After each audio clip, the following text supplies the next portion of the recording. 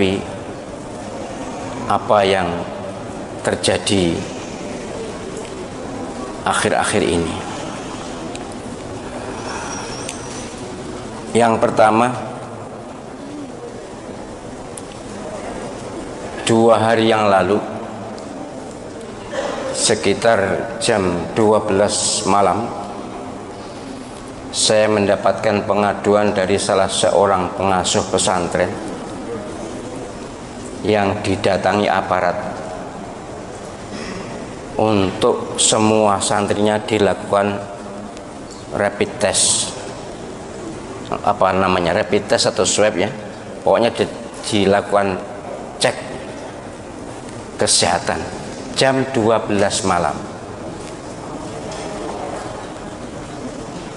pakai seragam tertentu, tapi bukan seragam kesehatan, dan kalau toh kesehatan saya yakin tidak jam 12 malam.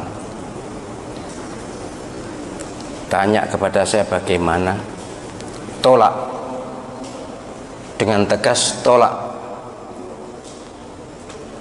Ada surat perintahnya, kalau ada surat perintahnya nanti yang kita protes yang memberi surat perintah. Tidak mungkin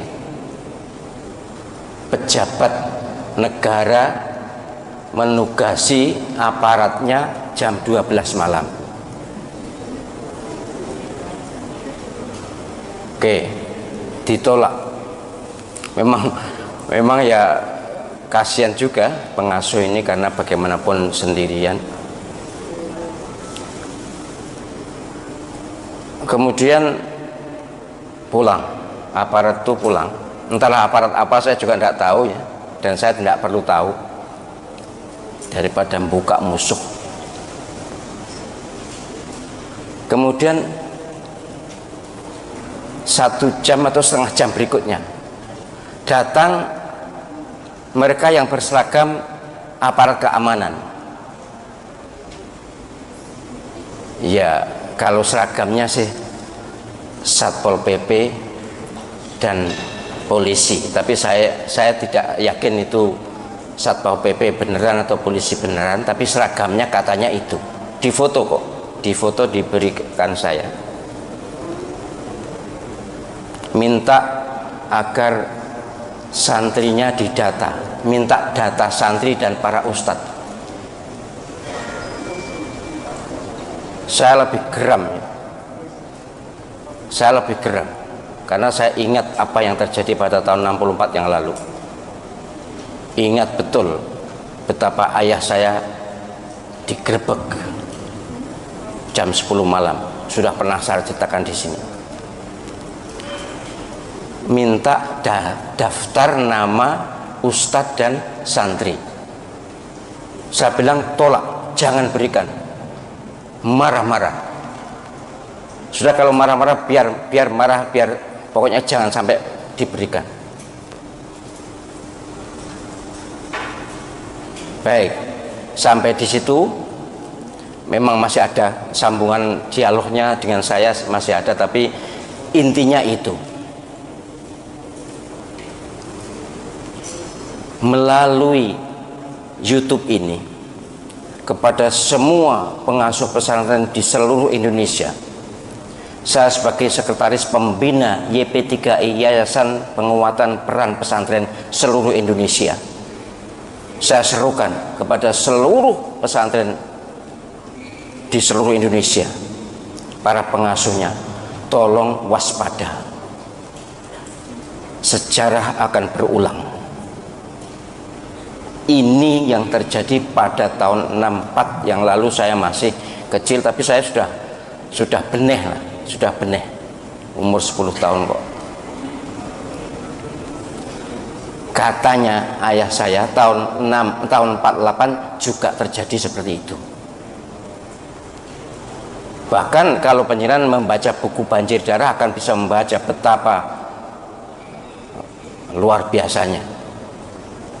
Nggak terima gitu, nggak hanya minta ngetes atau minta daftar, datang membawa pedang, membawa celurit, langsung mengambil. Saya tidak menuduh siapapun.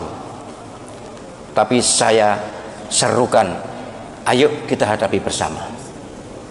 Jangan gentar. Umat Islam kalau kompak, kalau bersatu, Allah SWT pasti memberikan pertolongan. Iyalah, silakan baca Al-Quran surah Al-Anfal itu. Mengapa Nabi Muhammad SAW dan para sahabatnya itu kuat? Karena kompak, karena bersatu. Ini jangan mau digoyah-goyah. Jadi jangan mau panjenengan semua pengasuh pesantren di seluruh Indonesia, kalau ada gerombolan orang atau sekelompok orang mau ngetes, kalaupun ada, lihat dulu ada surat perintah atau surat tugas atau tidak. Pejabatnya jelas siapa, harus jelas, dan jamnya bukan tengah malam. Walaupun yang memberi surat siapapun pejabat tertinggi di negeri ini sekalipun, kalau jam 12 malam jangan terima, pasti ada apa-apa. Enek tuh meriksa kesehatan, meriksa jam 12 bengi, jam 12 malam itu. Untuk apa? Kenapa? Ada apa kalau siang? Pokoknya kalau ada modus atau apapun ya, pokoknya ngetes itu, meriksa itu, memang sekarang eranya seperti ini kan, ada alasan untuk itu kan. Kemudian minta daftar, nggak usah diberi, apapun alasannya. Kalau memang benar-benar minta, surat tugasnya mana? Tapi penjenengan seluruh pengasuh pesantren ada hak otonomi untuk tidak memberi. Ini hak pribadi atau hak lembaga yang penjenengan kelola. Tidak ada kewajiban penjenengan menyerahkan daftar nama santri, daftar nama ustadz, tidak ada. Tidak ada kewajiban. Undang-undang juga tidak ada. Waspadalah. Kita harus siaga. Tidak akan menyerang siapapun. Kita tidak akan menyerang siapapun. Tapi kalau mereka jual, kita borong. Kalau mereka datang, tergantung apa maunya. Kalau datang baik-baik, ya kita terima baik-baik. Tapi kalau datang ada hal-hal yang mencurigakan, sejarah akan berulang. Jadi seruan saya sebagai sekretaris Dewan Pembina Yayasan Penguatan Peran Pesantren Seluruh Indonesia, jangan pernah ada pengasuh pesantren yang terpengaruh dengan bujuk rayu kelompok orang yang tidak jelas, atau kalaupun jelas tapi tujuannya mencurigakan. Sekarang ini kita harus lebih berhati-hati. Ini terjadi, benar terjadi, bukan khayalan, benar terjadi. Saya ada fotonya. Nggak boleh malam-malam mendatangi pesantren untuk melakukan, ini bunyinya swab gratis katanya. Swab gratis. Swab itu mahal kok, gratis teko bengi-bengi loh. Masuk penyenal lalu terus percaya, wah mumpung gratis, masuk ngono ta? Jangan. Walaupun gratis tapi tidak. Kita tidak ada perlunya untuk swab, tidak ada perlunya untuk tes apapun. Penjenengan yang penting menjaga kesehatan, hidup sehat dan bersih, protokol kesehatan dipatuhi, zikir istiqomah, sudah. Wong ndak ono apa-apa kok tiba-tiba seperti itu.